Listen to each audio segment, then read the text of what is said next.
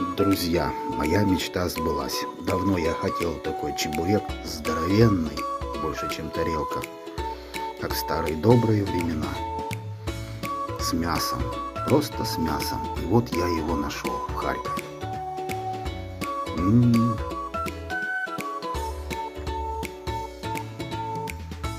И с чаем, как обычно из банки, потому что мне нравится так. Потому что здесь 0,7 вмещается.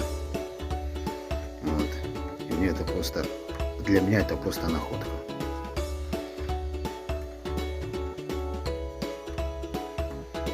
Вот такой вот шикарный, здоровенный чебурек.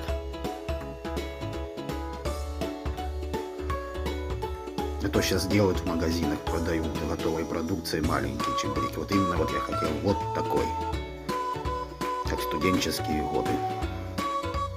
Вкусняха, все, пошел кушать.